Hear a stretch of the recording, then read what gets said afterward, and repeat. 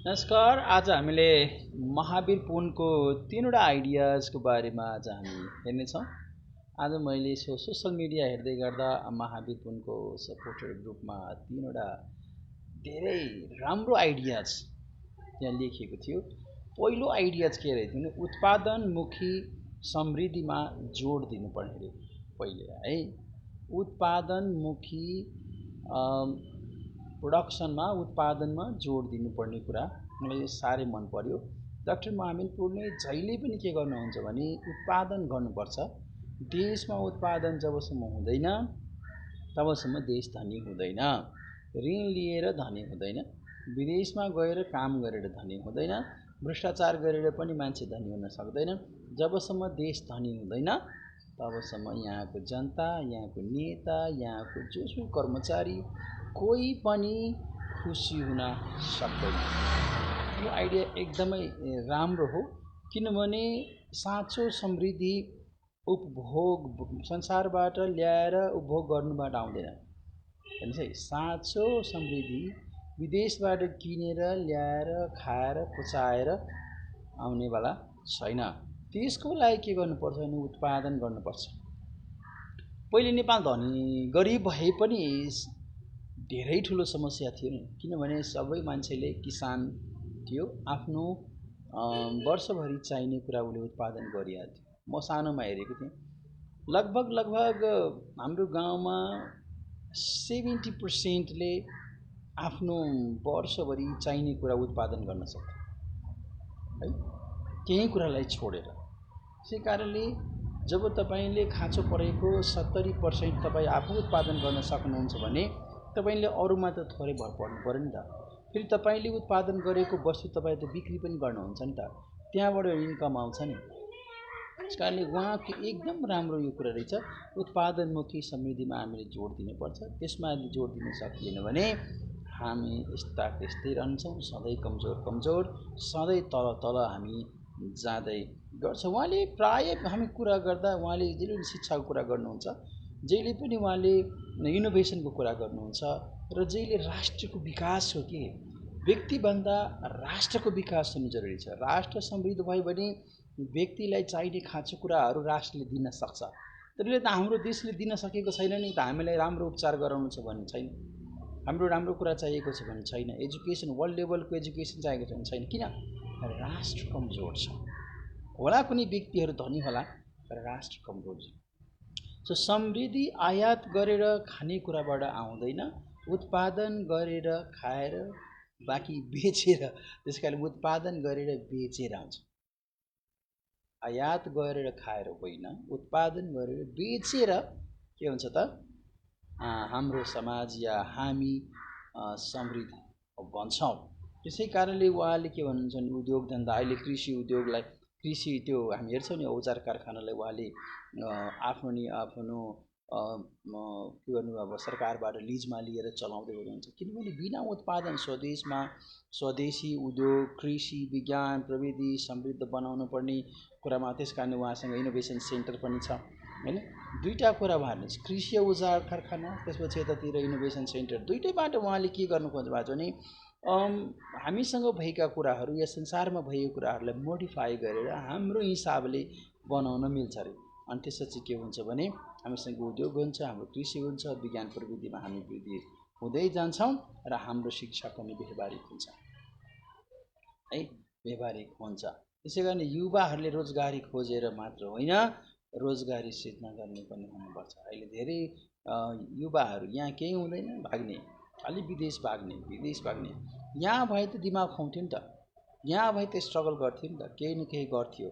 त्यसै गरी हाम्रो शिक्षा मन्त्रीज्यूले भन्नुहुन्छ कि हामीसँग प्राकृतिक स्रोत साधन र सक्षम युवा जनशक्ति भएर पनि हामी कमजोर छौँ। केमा?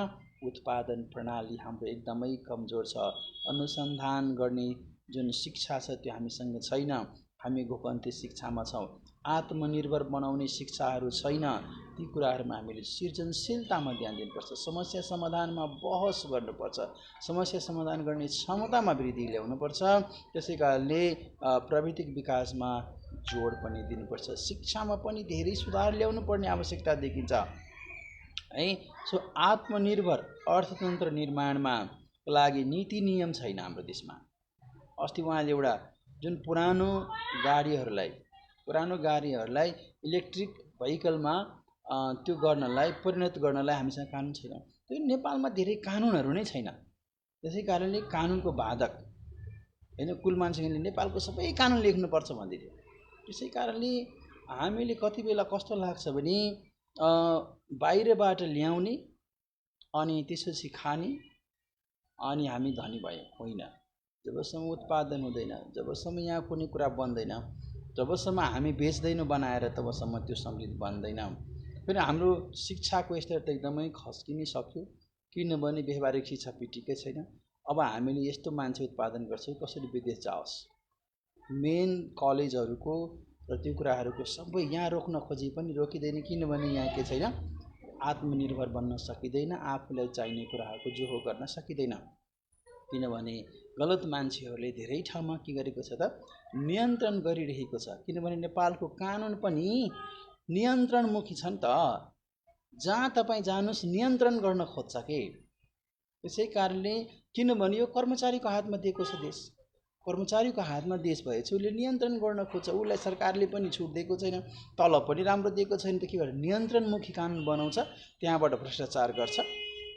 अनि त्यसपछि के हुन्छ भने हामी भन्छौँ देशमा धेरै भ्रष्टाचार पनि भयो। त्यसले कानुन सिम्पल बनाउनु पर्ने, कानुन छैन, कानुन बनाउनु पर्ने। राष्ट्र विकासको कुरा जहिले गर्छ महावीर पनि, व्यक्तिको विकासको कुरा गर्दैन, राष्ट्रको विकासको कुरा गर्छ।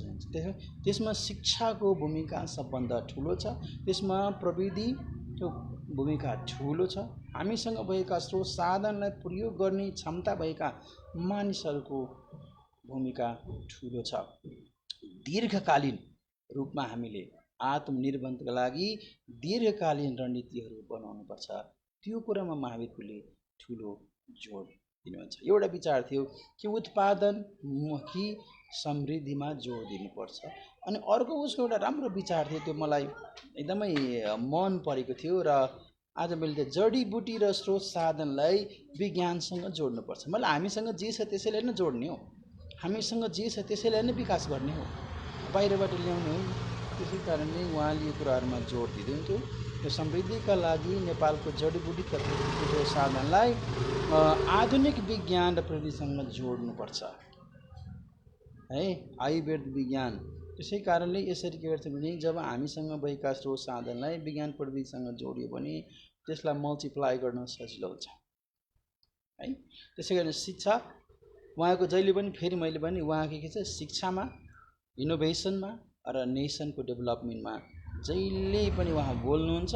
र बोल्दा उहाँले के गर्नुहुन्छ भने एकदमै घोचेर बोल्नुहुन्छ है, एकदम खुलेर बोल्नुहुन्छ। त्यसै कारणले उहाँलाई यो कुराहरू वैज्ञानिक अनुसन्धान र मूल्य वृद्धिको अभावको कारणले वैज्ञानिक अनुसन्धानै हुँदैन, जे पाए त्यही पनि। त्यसै कारण जडीबुटी त छ, स्रोत साधन त छ, तर खेर गइरहेको कुरामा त्यो माहिरपनलाई साह्रै घट्छ। त्यसै कारणले उहाँले काम त गर्दै हुनुहुन्छ, तर धेरै गर्न सक्नुभएको छैन, किनकि उहाँलाई पनि गर्न दिँदैन, कानुनै छैन।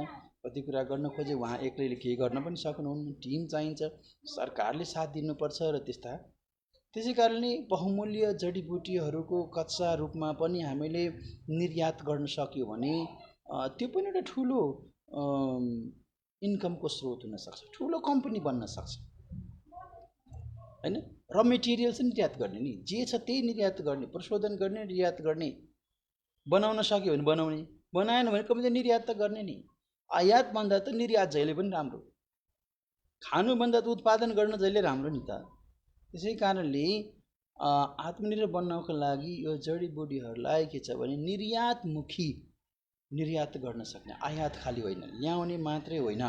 जसरी औषधि, स्वास्थ्य, कृषि, जैविक प्रविधि क्षेत्रको विकासको लागि, त्यसको लागि शैक्षिक संस्थाहरू खोल्ने, अनुसन्धान केन्द्र खोल्ने, समुदायको बिचमा गएर सहकार्य गर्ने। किनभने लोकल मान्छेहरूलाई लोकल रिसोर्सको बारेमा धेरै राम्रो थाहा हुन्छ, त्यसकारण लोकल मान्छेले पनि काम पाउँछ। यसरी के हुन्छ भने रोजगारको सिर्जना पनि हुन्छ, भएका स्रोत साधनको प्रयोग पनि हुन्छ, र आयातमुखी जुन हाम्रो अर्थव्यवस्था छ त्यसबाट के हुन्छ भने अलि घटेर निर्यातमुखीतिर हामी जान सक्छौँ। र सबभन्दा बढी राष्ट्र विकासमा यसले ठुलो भूमिका खेल्छ। जब यो खेलेपछि के हुन्छ, हामी आत्मनिर्भर हुन्छौँ। र अर्को आज तेस्रो स्ट्याटस मैले उहाँको पढ्न पाएँ कि अनुसन्धान र आविष्कार बिना कुनै पनि देश समृद्ध भएको छैन। हो नि, अहिले हामी कतार जान्छ, दुबई जान्छ, अब तपाईँले कोरिया जानु खोज्छ, किन केमा काम गर्न जान्छ त मान्छेले?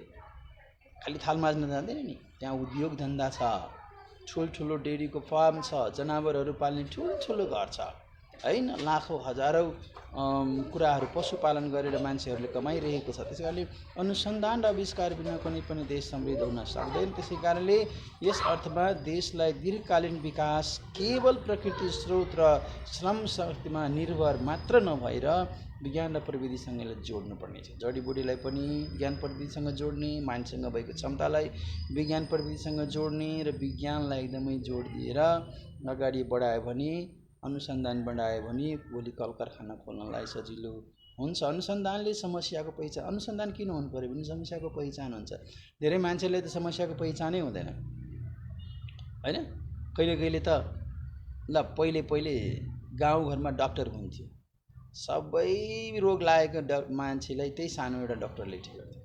र अहिले आएर के भयो, हरेक कुराको अनुसन्धान हुन्छ। अब सहीले हुन्छ, गलतले हुन्छ, पैसा र कमिसनको लागि गर्छ, त्यो छुट्टै कुरा हो।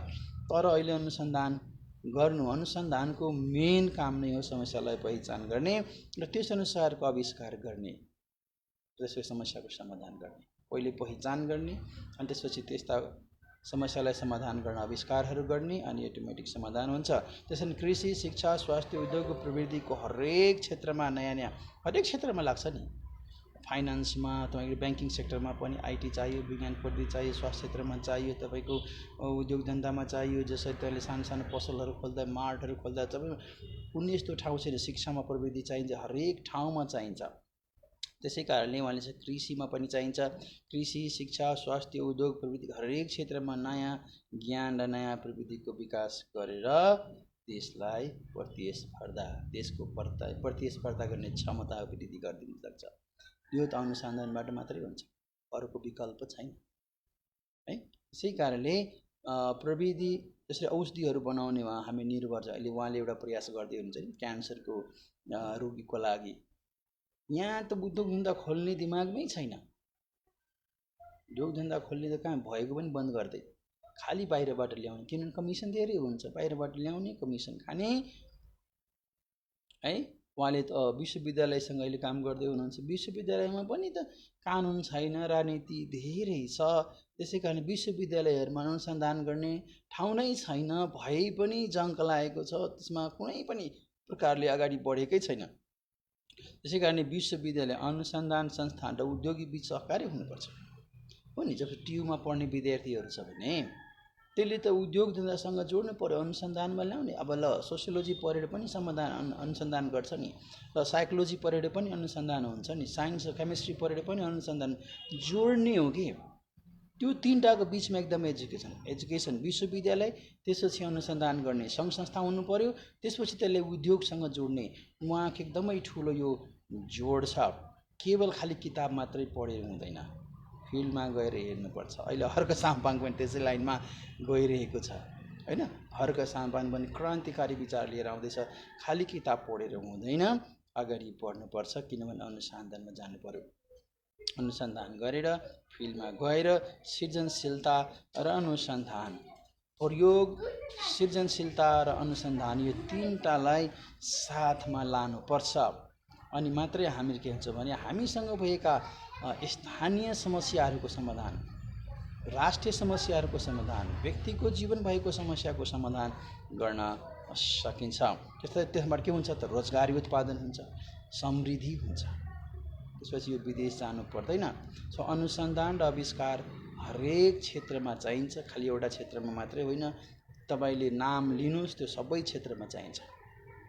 किनभने जुन जुन क्षेत्रमा पढाइ हुन्छ त्यहाँ अनुसन्धान चाहिन्छ।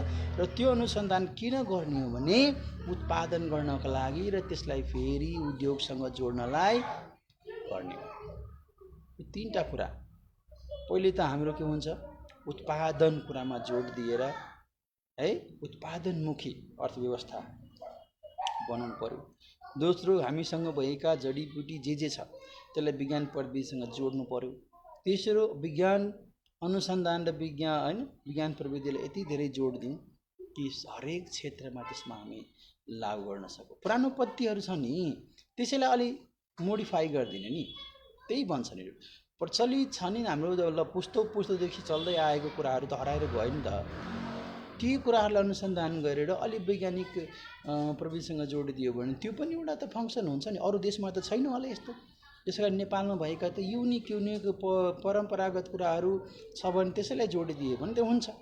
एउटा विज्ञान मोडिफाई त गर्ने हो। इनोभेसन सेन्टर त्यसैको लागि ल्याएको छ, मोडिफाई गरिदिने। त्यो पुरानो कुरालाई अलिक मोडिफाई गरिदिने हो। त्यो उद्योग धन्दा त्यसमा को लागि काम लाग्न सक्छ, जीवन आसान हुन सक्छ, त्यसको निरन्तर प्रयोग गर्न सकिने।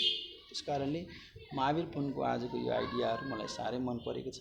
त्यसै कारणले उहाँलाई हामीले सलाम गर्नुपर्छ। देशमा एउटा मान्छे हो यसरी काम गर्ने र पुरै सारा जीवन मान्छेको आँट हेर्नु न, किताब बेचेर कृषि उद्योग त्यो औजार उद्योग चलाउने सोच्नै सकिँदैन। सोच्न सकिन्छ त? सामान्य मान्छेले सोच्न सक्दैन। त्यसै कारणले अहिले उहाँ शिक्षा मन्त्री हुनुभएको छ, धेरै ठाउँमा हेर्दै जानुहुन्छ। उसको विचारहरू एकदमै क्रान्तिकारी कि जुन ठाउँमा जुन काम गर्न भए चाहिँ कानुन नै छैन रे। अहिले कुलमान भएको छ मन्त्री, कर्मचारी हुँदा बोलेन किनभने आँट नभएर के गरे, तर अहिले मन्त्री भएपछि कानुन नै छैन भन्छ। हर्क साम्पाङ पनि त्यसरी नै भइरहेको छ। त्यसै कारणले केही व्यक्तिहरू आज हाम्रो देशमा अगाडि बढिरहेका छन् र तिनीहरूले एउटा बल पाएको छ। अहिले जिन्जी आन्दोलनपछि ती व्यक्तिहरूले एउटा बल पाएको छ, बोल्नका लागि आँट पाएको छ। ती ठाउँहरूमा केही व्यक्तिहरू पुगेका छन्। त्यसै कारणले यसलाई निरन्तरता हामी दियौँ भने हाम्रो देशलाई समृद्धि बनाउनतिर एक कदम भनौँ न अगाडि बढ्न सक्छ। यसलाई हामीले साथ दिएनौँ भने हामी पछाडि आजलाई यति नै। धन्यवाद। नमस्ते।